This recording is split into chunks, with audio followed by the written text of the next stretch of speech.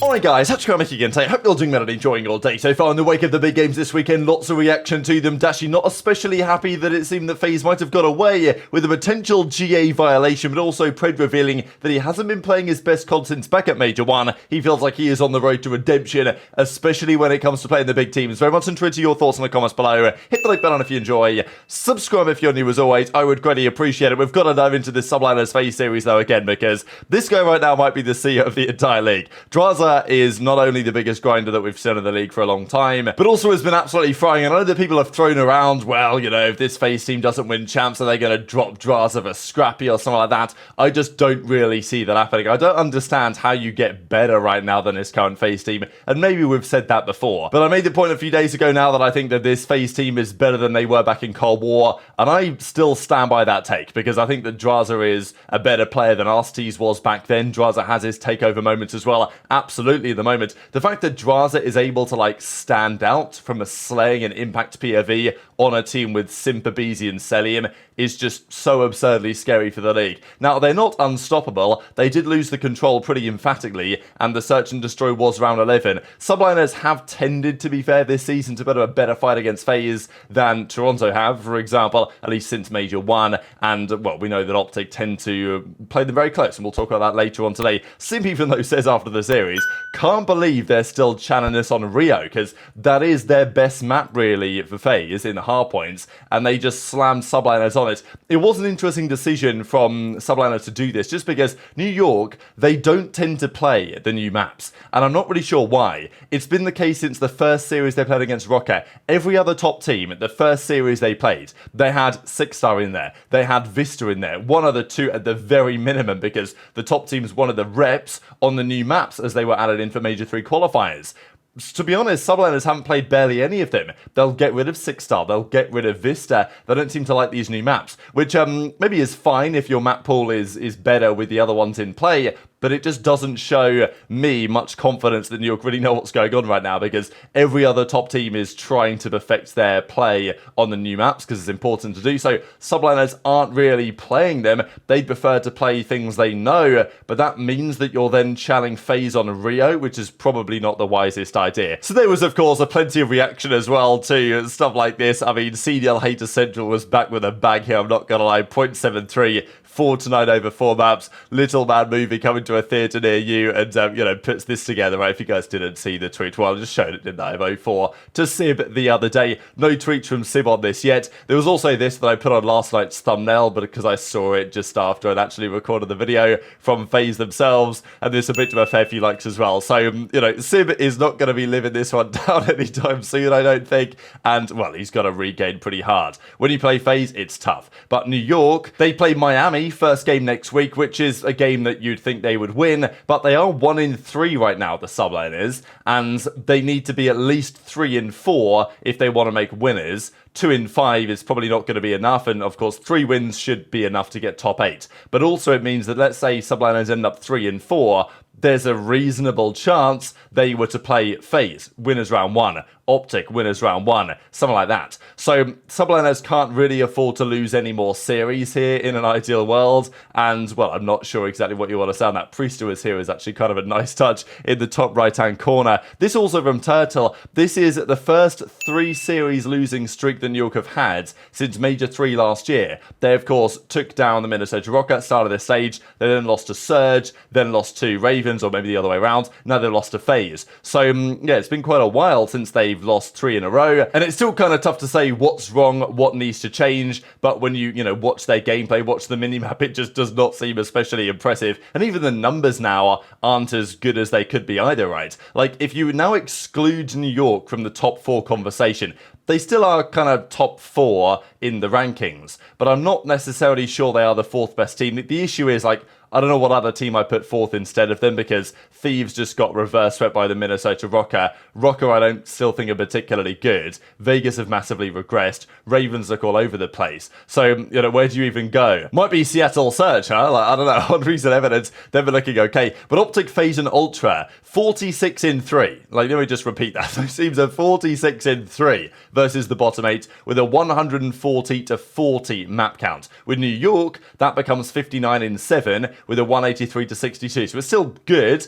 They're still top 4, but like it's quite clear that OpTic, FaZe, and Ultra, like they have 3 losses between them to the bottom 8. Subliners have 4 losses to the bottom 8 just themselves, which I think OpTic have lost, what, 1 to Miami, Ultra have lost 1 to Boston a while ago, and FaZe have lost 1 to Gorillas. I guess that's it. Whereas New York have had potentially a few defeats they shouldn't have had in there as well. And actually, in terms of their record, it's not, you know, terrible, but it's not great, shall we say, given the state of the league. For record after their champs victory, this is a comparison here that Brian Stats does between other teams that have won the World Championship and, you know, what their first 25 matches looked like going into the following season. Now, many of these teams hadn't made a change, of course, whereas Subliners have. So it's not like their record is entirely incomparable to other records of teams that won the World Championship in their next 25 matches played, but it's not really great or what you might have expected, certainly compared to, you know, Complexity, OpTic, or FaZe, for example, over the last couple of years. So New York are, you know, 5th, but given the current status of the league and the fact that they're in that conversation and theoretically the talent is so stacked at the top that you really should be winning more series against the bottom teams, hasn't really worked out quite like that. During that series as well, there was a bit of drama on potential GA infringements. This is not going to go away anytime soon. The reality is FaZe are so good, they're never going to get blacklisted from scrims. So they effectively seem to get away with it, and this is the concern. It's the same thing when Cellium did that snaking on that car on Invasion, and it was pretty clear most people said that it was snaking. I don't think there was any punishment dished out for that behind the scenes to FaZe.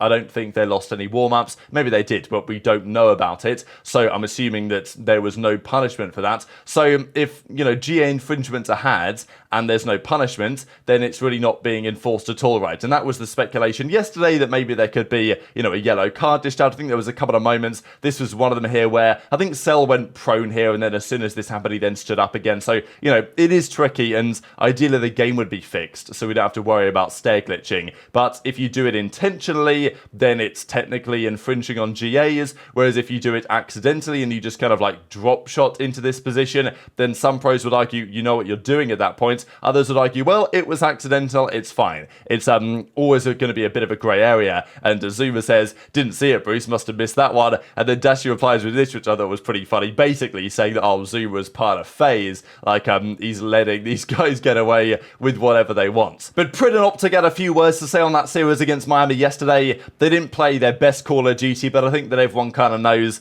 these series don't mean that much for these top teams. They're trying to get reps in, they're just there to have a good time, and certainly OpTic want to beat Miami because of the drama at the start of the year when Vikul beat them, and then Vikul threw up the sign, and then of course Priestahh has been absolutely on one playing those guys ever since then. There also has been some question on the importance of online COD in general. Kenny is a player that I still believe will go down in history as massively important for this OpTic team, assuming they keep him around for the medium to longer term, which I suppose they may not, depending on how things go. And I think Kenny's mentality in terms of winning is definitely right up there. But in terms of online COD, it's never necessarily been his favourite thing. And as he says, online COD is definitely something. The way they play right now is kind of weird. Dashy says, hide and seek maps, what is going on? And they can't seem to, you know, really get to grips with what some of these other teams are doing. And I'm sure it's the same in practice as well. Ken even said this in the flank chat last night. I wish you guys played in these games. It is fake COD. I remember like fake COD used to be a term that people would throw out all the time several years ago now,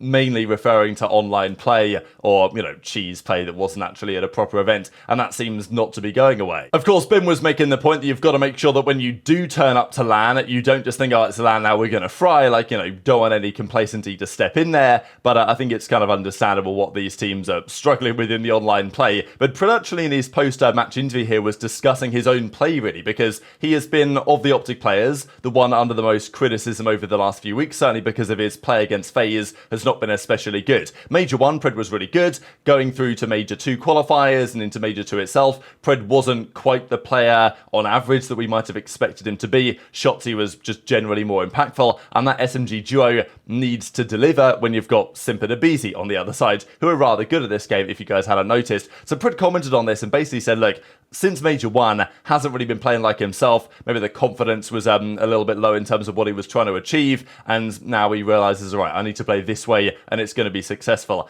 That works fine against a team like Miami Heretics. Whether that works against FaZe, I suppose that is still a question. Pred, you know, we've seen your guys' record against basically everybody besides Atlanta FaZe. You just dominate. It feels like all these series you guys have been working on your map pool, the entire map pool, right? And is it just all preparation for championship versus Atlanta? Is that what it feels like right now? I mean, honestly, yeah, that's the best way to put it. You know, obviously these online matches are just like good reps and stuff like that. I think we're already secured for champs and like all that type of stuff. So we're just trying to just, you know, open up our map pool and, you know, just get little things good. So then we get to that, you know, Sunday, we don't, you know, fall short again. What's it gonna take to take them down? It's been some tough losses online and on LAN. What do you think you need to do so you can finally beat those guys and get that trophy?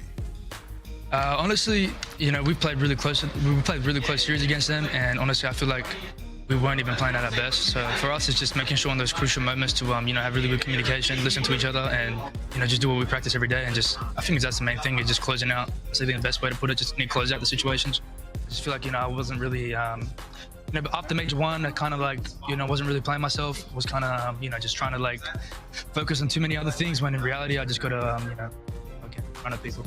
So I do agree that Pred is like a massive confidence player. You see it when he's up on the main stage, when he was talking trash to Cellium before. I know even Accuracy mentioned this when he talked about bringing Pred into the league, that when he talked with Pred, he got the feeling that, yeah, Pred is kind of like that guy and has that level of like confidence around him. Now, I don't know if that's necessarily been the case against FaZe. I think when Pred's playing confident, there's very few other players that can match him, and the energy he brings to the players around him as well, I think can be very valuable. But as he says, I've just got to run at these guys and fry them. The issue is, of course, that is also kind of Shotzzy's playstyle. That was always a discussion going into this season, how that would go, and I don't think it's been bad. Like, I think that Pred and Shotzzy have definitely been a very commendable SMG duo, but have they been as impactful, as consistently, especially on LAN, as, you know, aBeZy and Simp have? No, but they've got years of playing together. They know what's going on. Shotzzy and Pred, let's say in Search and Destroy, they've effectively done the same role for their team over the last couple of years, which is running at people, getting first bloods, and then in Pred's case in MW2 or Vanguard, clutching the rounds as well, because his teammates couldn't get a kill to save their life. So Pred's definitely, you know, I think he's a better player than people have been giving him, you know, the discussion around over the last few weeks. People saying, oh, you know, Pred's got to go and all this. I don't really understand that discussion. There was a reason why OpTic wanted Pred for all this time. Was he, by his own standards, in a bit of a slump for the last month or so? Yes. Is he going to get out of that? Well, I guess we'll see. When we get to LAN, that's when we're really going to get the answer, because online COD is kind of fake, as Kenny implies, but Pred believes that he knows the way back to the top. Just a quick comment as well here from Madcat, because Hixie tweeted this yesterday. Madcat then responds, aSeam does not fit into that Vegas team. They need you, or basically Steve-O, that's Steve Vortex. aSeam just makes this team full of BS playstyles. So what do you guys think about this statement here from Madcat? Of course, former like an OG COD player in the European side, won the Stage 1 playoffs in Infinite Warfare 2017 alongside Zero, Bance and Jerd, of course, on that Splice team. Basically saying aSeam doesn't make any sense for this Vegas team. I do wonder, after the first couple of games that Vegas have played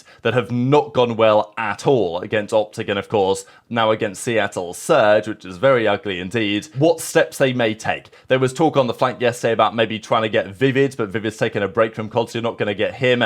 Like, the fact that Vegas didn't keep Purge on their bench as well, which means that he's just dropped. They could get him back, but it just makes it somewhat more challenging to do so. And yeah, right now they are 1-3 this stage, but they've only played 2 of those games with Purge, 2 of those games since then with aSeam that hasn't really gone to plan. And these are the current standings as we go into the 4th week of Major 3 qualifiers next weekend before Toronto in a few weeks' time. So very much enjoyed your thoughts on all this stuff in the comments below. Hit the like button if you enjoyed, subscribe if you're new, take care, and I'll see you next time. Is he richer though?